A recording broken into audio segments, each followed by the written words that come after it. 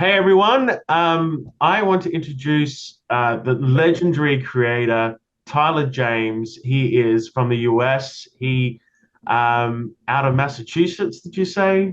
That's it? Yeah. And I'm a New Yorker by born, so it's always difficult to live in Massachusetts. But I've been here for a good chunk of my life now. So yeah, he's the legendary director or creator of Comics Tribe. He's the organizer of Comics Launch. He's raised on Kickstarter with 29 projects, a total of about $930,000 roughly. He's just an amazing creator in general. He's a writer, artist, a motivator, a coach. He's coached me. I want to thank him again personally because he's done some amazing things. He's helped me to have one of the highest funded comics in Australia on Kickstarter and novels. Here is Tyler James.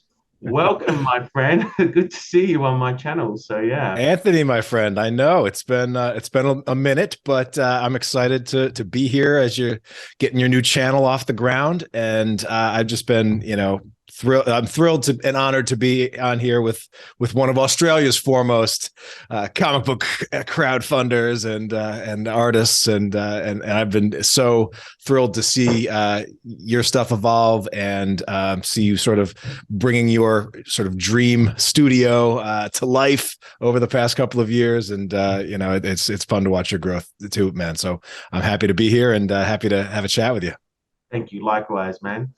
So tell the viewers a little bit about you. I mean, like for those that don't know, you've got comics, you've got like The Sink, you've got Wailing Blade, you've done Seas for Cthulhu. Like, just tell us a little bit. I mean, there's definitely a vibe about you. You've got the horror kind of vibe going there. Mm. So, like, tell us a little bit about your comics, your universe, you know? Yeah, so go for it.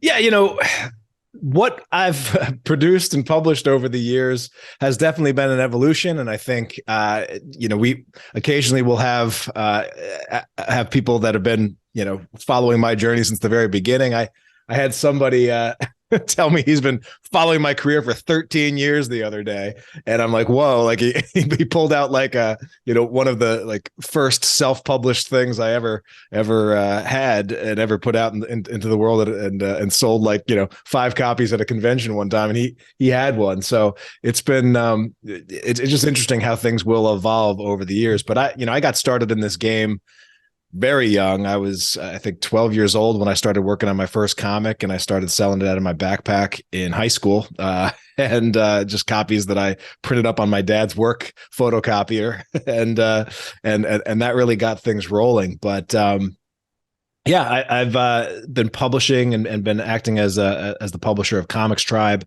since 2011, and we started out with a few superhero genre twist series, and but over time we've sort of evolved into producing more horror and horror stuff, but occasionally we'll do something interesting. Last year I worked with 2 fellow Aussies, and we had our biggest graphic novel launch for what was essentially a sci-fi kung fu action tale featuring warring sisters battling over the family dragon, and Oh wow. that was called A Fistful of Pain, with Ryan K. Lindsay and Louis Joyce on writing and arting duties respectively, and myself as the editor and publisher. And so yeah, I am at this point probably most interested in working with creators who I like and whose work I respect, and and I often see it's my job to find a way to sell and get the audience that we've built over the years excited about it, because we've been able to over time shift them from, hey, these are some superhero series, a little bit more sort of big two-ish fare, to let's push the envelope with some long-running crime horror series like Sink, as you mentioned. Wailing Blade was a dystopian sci-fi fantasy, which is another one, and we just are soon to be wrapping up Happy Hill, which is a vacation horror tale with some supernatural elements to it. And so one of the common threads though is people, because I've most of the artists and writers that I publish now, I've been working with for, many years now. And that's kind of what makes it fun for me. Yeah, for sure. No, I've definitely met. I know Ryan K. Lindsay and Louis Joyce personally. Like I've Yeah. actually tabled near them and everything. So you're picking the right people, the right dudes. Yeah, the right mates, right? That's what they say. Mate. Good That's it, mates. Yeah. mate. You got it, mate. Now, obviously, I mean, you've probably answered this question a little bit, but what do you love about it the most? It's probably you said that you love working with people, you love the horror Mm. genre, but is there anything else that you love about it, like that we haven't talked about, or Yeah, so much of what we've produced over the years has kind of been a reaction and in many ways in collaboration, or at least in conversation with the audience that we've grown. And I'm so thrilled that we have platforms like Kickstarter that allow you to build a fan base, easily sell to that fan base, have that be an international fan base. And when you deliver, as when you deliver on your past promises and provide a great product and a great experience, they're eager and excited to buy more and come back. And they're also excited to tell, everyone they know about some of their favorite products and creators. So a lot of where the business has gone has kind of been organic. So for example, as we started having some success with Kickstarter for some of our comic series, I was sort of randomly approached by a creator that I'd worked with on a couple of anthology shorts. This is writer Jason Charamella, and he had always had this idea kicking in the back of his head for a children's board book, and based on the characters of H.P. Lovecraft. And so I ended up helping him put that project together and recruited the artist for that, who became a partner with what became its own really cool brand and sort of side hustle. And if you had asked me 10 years ago, would I ever be publishing children's books, that I would have had no interest. But fast forward 10 years, and now I have a 5-year-old of my own, and I'm so glad that I got into that space, because we've got the children's books and the plush toys and everything. But so many of the ideas for what to do with that brand, and even some of our comics brands, have come as a reaction to what our fans are reacting to. So the idea for plush toys, for example, came from fans being like, that would make a really good plush. In next month we'll be launching and expanding the line of plush toys beyond just Cthulhu. So taking some of the other characters from the series and doing plush toys of those characters. And so I'm excited to see how that launch performs.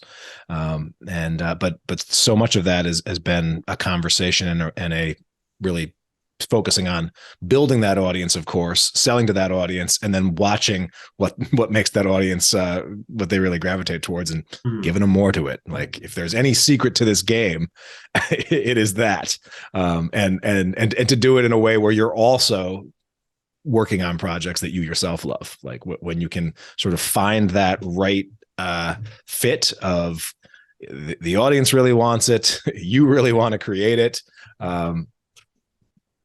What better job is there in the world? Yeah, for sure. That's great. And do you have any influences of, I mean, obviously we've got writers and artists that influence us. Yeah. Like, for you, is there a particular artist or writer that you have admired, or creator that, you look at as being a great influence? Or is there someone in business, even if it's not artistically, is there some sort of, I know, is it like someone like Bill Gates? I don't want to say that name, but is it someone like Elon Musk? I don't know, but is there any influence, whether it's creative or business, that has inspired you, kind of given you motivation in a way, like, or someone that you look at and you go, wow, I want to be like, when I grow up, I want to be like them, So yeah. So I mean, I don't think you get very far in this game without having pockets of inspiration and mentors and encouragers and people that you've watched, sometimes with envy, but envy is usually just a uh, a compass pointing in the direction of where you yourself want to go. And so, envy doesn't have to be a bad thing. And so yeah, there's been plenty of that through the years. I think, my very first influences, I was very much influenced by the early image creators and that movement where, five of the top dogs at Marvel and DC busted off and created their own comic book universe from scratch. And that appealed to me so much as a kid because for the first time ever, I could get in on the ground floor and get everything. Like at that time, there was no reprints or graphic novels or digital archives. You could never buy or read all of Spider-Man or all of Batman. But when Spawn #1 launched, or when Youngblood #1 or Wildcats #1 launched, I'm like, wait a minute, like this stuff is really cool, and I can get in on the ground floor. And it suddenly triggered for me the recognition of, oh wait, hey, wait a minute, these comics things, they haven't always just existed, and they weren't something that were just features of the world, like the Statue of Liberty or something. Like, no, like these were things that had always been there. Like these were ideas and universes and worlds that were created by actual people. And when I looked into it, some of those people weren't even that much older than me at the time. And so it was like, not only did that inspire me to like, hey, jump in and become a serious comic fan and comic collector, but it quickly turned me into a comic creator, saying, hey, I want to have some fun and create my own universes too. So that was sort of like the early on influences. Yeah. And then over the years, go ahead. Like people like Todd McFarlane, all those sort of people. Yeah. Yeah, McFarland, Jim Lee, Mark Silvestri, Rob Liefeld, like the Image founders, Eric Silvestri, Larson, Eric Larson, Mark Silvestri. Huge impact on me early on. And then, over the years, there were some other creators, like, because I took, like, after when I went to school or to university, my comic production, which had been like super prolific, and I would draw and create comics every single day when I was in high school, but it dropped to next to nothing when I went to college, and then to absolute zero for the first couple of years when I was starting my career and doing some really demanding jobs. And after a few years of not doing any comics at all, there was just like this serious void in my my life, and when I come to recognize that it was a creative void. Like I had always been a creative person, and now I was like punching a clock and coming home and watching bad reality TV and kind of miserable. And it was actually taking a script writing class by a creator named A. David Lewis, who was teaching like a continuing education script writing class on comic book scripting. And I'm like, I didn't know that was even a class that anyone would teach. And I didn't know that, and like I'd never actually, even though I had sort of done a couple hundred pages of comics, I had never actually written or seen a comic book script before. And so I sort of got to put on my learning hat and then discovered like the next wave of image creators and guys like Brian Michael Bendis and Mark Miller, guys that were just doing really cool, innovative stuff on the platform. And also then went back and deep dived into Alan Moore and the process of writing comics and storytelling. And because prior to that, all of my work had always been sort of on the fly creating, like one panel at a time and on to the next panel on the next page, but not really doing a lot of plotting and figuring it out. And I just absolutely fell in love with the scripting aspect of it. Yeah. And that got me back into it. And I've sort of been rolling ever since. But every couple of years, new mentors, new inspiration, new people to follow and people to watch. And that's, definitely helped me continue to evolve and to grow.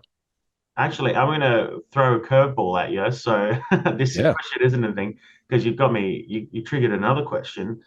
For the viewers that might be learning about writing or scripting comics, do you suggest like 3 or 4 books that they can read that will help them with their writing or strengthen their writing? Like, is there any? Look, I know a few I could go into. I've got a few here, but what, I want to know where where did you get your education from? Like, did you obviously you went to that course, but was there any books that you found that were helpful, or can you recommend any? So yeah, where's that? Yeah, I mean, there are definitely some good ones out there.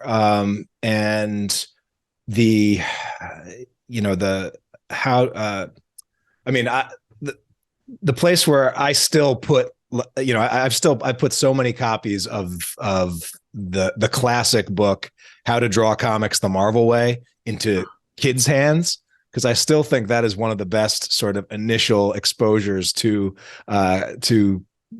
creating comics that anyone can get. That's the classic Stan Lee book. And so I still love that book, dated references and old school style and all. But in terms of comic book writing, Brian Bendis put out a book recently, or not recently, it's several years older now. But I thought that was a pretty enjoyable book, to hits things at a couple of different angles. I think Scott McCloud's resources are sort of must have and must consume. In the free category, I also find just like looking at comic book scripts can be incredibly helpful. And so I know Comics Experience has a comic book script archive that has just all these published scripts for some of your favorite books that is always worth just studying and breaking down. So yeah, there's a lot of resources. I've got a big shelf of them over there. So those are a few that come to mind. Yeah, tell me about it. So you talked about your audience. Your audience comes through Kickstarter, or you've got, you're well known for being great at marketing. Like that's probably how we met. But how do you grow your audience for your comics and your products? Like, there's many ways of doing it. Like, say for someone that's beginning or even has got some experience in marketing, Yeah. what do you think is like, what is the main ways that you do it? So, and yeah. Yeah. So obviously it's a great question. You know, obviously the best thing to have is to have a product that you feel personally great about and you are super passionate about and proud and want as many people as possible to read. I know, like, there's a lot of creators, I think, that self-sabotage themselves because they all they focus on is the flaws in their work as opposed to some of the joy. And if you don't believe in your own work, it's going to become very hard for you to go out there and inspire other people to really get behind it and check it out and read it. And so that's kind of the first thing, But in terms of actually discovering not just fans or getting eyeballs, but customers, like, the Kickstarter platform is still one of the most valuable things that you can do. You can be on and launch on consistently and pretty regularly. We've had we're talking about that $938,000 or whatever raised so far for the projects that I've launched. That's some 18,000 backers or some ridiculous number of total human beings that have contributed to those projects. But the interesting thing that I always find every time we launch is that there's still, like, usually hundreds, if not more, of new backers, first-time backers for us that are jumping on board every time we launch. And that's just, one of the coolest things about that platform is that launching successfully and bringing your whatever fan base that you can towards a launch and having that launch pop on a platform like Kickstarter that has a lot of traffic and a lot of people at it, like that, launching that, actually going out there and selling something is actually among one of the best ways to grow your audience and to build your audience, and not just your audience, but your customer base. So making sure that you are prioritizing launching. I think early on, and a lot of creators get in their own heads where they're like, "Oh, I've got to do all of these things. That I got to have the list building of this and the Twitter and the Instagram and what's TikTok. I got to get on there and maybe my YouTube channel and I got to have this many interviews and this many fancy stuff." When sure, all of that stuff will compound and it will make your Kickstarter launches easier. But if you are delaying your Kickstarter launches to do all of that stuff, as long as that first launch is a reasonable expectation and a reasonable goal, the launching might be the thing that actually helps you do all of that other stuff and make more impact with that other stuff. And it becomes this sort of rewarding, virtuous circle. So that's that. Now, I will also say that I do use paid traffic strategies. We have a launch coming up on Valentine's Day for the next issue of Sync. And so I've got a Facebook ad running, giving away free copies of the very first issue, and that get people, they download the free copy, they get on our email list, they get invited into a sort of an email sequence where we share more about our stuff, give them access to a few more of our comics and other stuff that we're all about. And then we're going to point into our Kickstarter. So, there is our strategies like paid traffic strategies that will get us in front of eyeballs that we would never otherwise reach. So yeah, those are some things there. Awesome. That's great. Yeah, it just amazes me how, like what you're saying with Kickstarter, how you might launch a product, and obviously when you start out first, like I think I had a goal of $1,000, and I think the first issue of Luminous Ages raised about 4.5 to 5,000, and I was just blown away at that. And yes, there was a lot of my audience there, but then another 100 people I didn't even know who they were. Yeah. And every project, there's always new people coming aboard. Yes, you got to bring some of your audience, but then, Kickstarter traffic, people find you. And literally, I had one project where people would search a particular word. I won't say what that word is, but they were searching a particular genre of fantasy, and they were finding my project, and it's crazy how that works, So, but yeah, and thanks for the other tips as well. I mean, Facebook works for me. I love to post in groups, and I find groups actually works for me. And everyone, I suppose, I was talking to another creator about it, but I think it's specific to, you got to market specific to your brand and what you do. You know what I Mm. mean? So like, if you're, more horror, you're going to target it, or if you've got more adult audience, you're going to target an adult audience, and maybe Facebook ads work. Whereas my audience is more G-rated, so I've gone into libraries and to schools and to teachers and say, hey, Mm. you want to get onto Luminous because that's more of a G-rated audience. So I think it also depends on the audience and your market who you're going for. That makes a really big difference. Like I know the next book um, I'm doing in June, I'm probably going to start hitting the schools more. You know what I mean? And Nice. libraries, and so that way they know, hey, that this independent author's releasing this book. But it depends on how violent I make the next comic of Luminous Ages, I suppose. So, Yeah. there's a bit of fantasy violence in there, so we've got to be careful there. Yeah, well, I know you're also somebody that is big on the convention scene, and I'll actually finally be getting back to it this year after taking some pandemic stretch during the pandemic off completely. But you can't really overestimate the value and the long-term value of those face-to-face communications Yeah. and conversations. I had a email from a guy last week, and he just sort of replied to an email that I'd sent out, and he just said, just wanted to thank me for the content over the years. He said he met me at at a convention when he was 11, and he's 22 Wow. now, and he's getting Wow. ready for his first Kickstarter launch, and he's been Oh, wow. following and checking out the Comics Tribe stuff, and been backing projects ever since, and just excited, and he just remembered the conversation that we had. Yeah, Um, yeah, it's crazy that like I think the conventions have been a big kind of thing for me as well. Like just the fans that have come from conventions, I collect emails at a con. Like I normally will allow people to kind of put their name and email down, and they join my mailing list at a comic convention as well.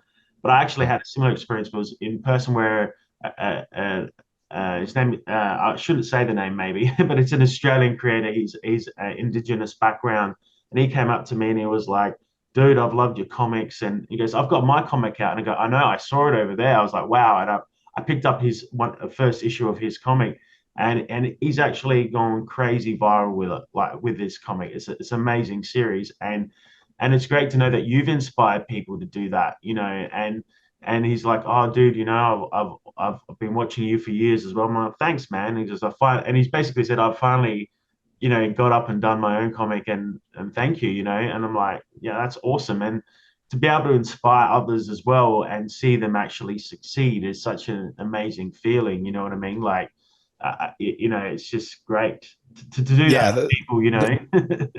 the ripple effect is pretty amazing of just how, positivity and support and sometimes the right nudge at the right time, just down the line, like the impact it has is made. I think it's one of the reasons our community is so strong. That's one of the reasons our community succeeds, where a lot of other categories on Kickstarter fail, is Yeah. just that it really truly is a community, and rising tide lifts all boats. So we love seeing that.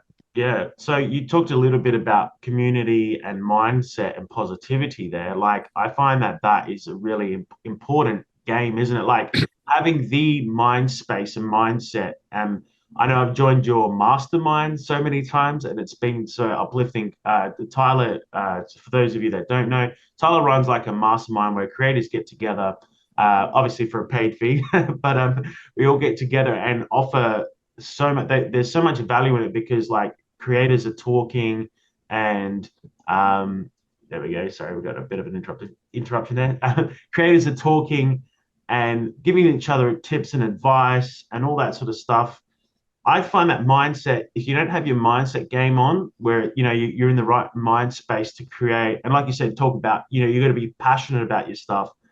How important is mindset in being a creator? Like, would you say it's like number one? Like, it's just like positive mental attitude, all that sort of stuff. It's so important, isn't it? Like, if you're going to be creating comics. So, Yeah, I mean, I think it's absolutely important if you want to be in this for the long haul.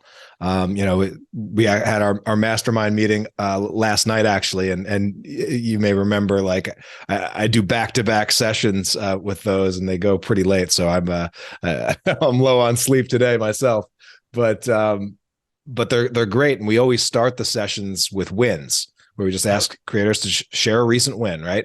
And it doesn't have to be like earth-bending, win. It could be as simple as, man, I had 3 really good days in a row of drawing pages that came out and that I was happy with, yeah, or it could be, got that script done ahead of schedule.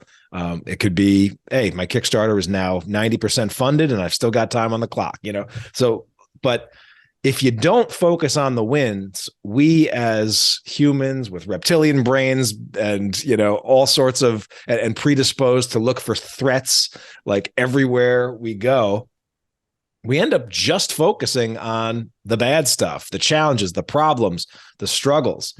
And so, yeah, mindset is everything. We had a creator that in the mastermind yesterday, sort of talking about how he is feeling the crunch that we all feel of, like, work life, creative life balance, and having there be just this gap between how much he's trying to achieve versus what he's actually currently achieving. But what he wasn't paying attention to was what he was currently achieving compared to where he started. And it became quickly clear in that group that, like, multiple members of the group were like, man, how much you inspire me. How much that we look up to you as a creator that's knocking it out of the park and doing things right, and that we're trying to get to your level. And so it's important really to have that kind of mindset when you're in this, because, we're all on a journey. There's some people going to be ahead of you, some people going to be behind you. But as long as you're moving forward and as long as you're enjoying what you're doing, exactly. like, great things are going to happen to you. Yeah, for sure. And on that note, we don't have much more time, but I like to end the interview with gratitude. Like, what is something that you're grateful for? Can be something in your life or something today. I know you said you've had a long day, but what is something that you're grateful for at the moment? Yeah, I mean, we just celebrated my son's 5th year on Earth, so he just turned 5, and so I am grateful for a little guy who laughs at all of my dad jokes and loves playing superheroes. And even though he never lets me be the good guy, I always have to be the bad guy, and he always has to be the good guy. But so I'm definitely obviously grateful for my family. And then, I am grateful that I have discovered the power of gratitude. Um, Anyone that gets into the Kickstarter game is going to go through an emotional roller coaster, as you know. Yeah. How you can launch and have thousands of dollars come in the first couple of days, and you feeling, on top of the world and that everything's going right. And then by, day 15, you get a couple of drops, a couple of slow days with no backers. And you're all of a sudden like, what's going on? Nobody loves me anymore. Like, panic. Like, what do I do? And it ebbs and flows. And the one cure, the one way to keep that nervousness, that feeling of lack, that just self-centered downward spiral is to be grateful, to recognize that, you get to do this and that and to acknowledge, all the good things that you do have around. And when you can stay in that space, it's attractive, as opposed to the very negative downward spirals that some creators can find themselves in. Yeah. Yeah, I think gratitude is the greatest thing. Like we were saying before, I'm building a studio at the moment, and I've got my father helping me. He used to be in the building game. He was a plumber. He's done a lot of carpentry, tiling, so he's helping me build the studio. And then I've got three best mates that like they've been friends for years, but they're out of nowhere, and a cousin who just like, hey man, we'll help you hold that gyprock up, and we'll get that, drilling all those parts and all that. And it's just Yeah. like having my best friends and my family, my sister, who always offers encouragement and was always, positive and happy. And it doesn't have to be that family are always there for you to do stuff, but they're also offering words of encouragement and positivity. And I think, like you said, if you don't practice, like, it's not if you don't, but I urge all my viewers, like, if you're having a bad day, and like sometimes we all have bad days, you know, sit down and focus on things that you can be grateful. It can be like the air, it can be the trees, it can be anything simple. It doesn't even have to be family or friends or anything like that. It could just be like, hey, I'm alive today. Like some people don't even wake up. You know what I mean? And so it's just, I think that practice has been so important in my creative journey as well. Like Mhm. to be like I always say, I get to paint pictures, even if like I've got three deadlines or three paintings going at once or two comics. Yep. Like I get to do this every day. Some people don't get to do that. You know what I mean? And some people are fighting to do that. They may like I've been there working a 9 to 5 job like you. Did that for 8 or 9 years, and Yep. I know what that drudgery is like. So moving from a 9 to 5 office job as a graphic designer or whatever, a salesman, and then moving into doing something I love every day. I get to do this every day. I get to paint every day. I get to write. I get to talk to amazing people like you every day. So Yeah. it's just important. But man, look, we're coming at the end. I want to thank you. It's been amazing talking to you. If you want to promote anything or tell people about your next Kickstarter, we're gonna post it around when you launch. But tell them Yeah. about it. Or Yeah, I mean, one thing I'm jazzed about that I think your listeners that are interested in both the creative side, but also the business side, and potentially interested in launching on Kickstarter and becoming the next Anthony Christou, I just released a new strategy guide. This is 7 new strategies that are working for comic book creators and writers and artists like us on the Kickstarter platform right now. It was about 4 years since I released my last guide, and a lot's changed on the crowdfunding and Kickstarter landscape. And so I highlight some really good creators, show examples of the strategy, show how it's put in action by the creators, and also share just step by step on how you can implement it yourselves. Awesome. And it's a free guide. You can get it at Comics Launch, COMIX launch.com/super funded. Yeah, I've listened to some of that. It's really got lots of good advice. So I'm actually going to play it today when my staff are here. So we're going to have a Oh listen. man, there you go. Well, thank you very much again, and I'm sure I might have you back on again in the future. But yeah, we'll post any Kickstarters as well that you've got pumping at the moment. The Valentine's Day one, I'll have the link there. We'll be putting this video out during your Kickstarter and mine. So yeah, take care, man. Thank you so much for coming on board. So Take care, Anthony. Appreciate you. thank you, man.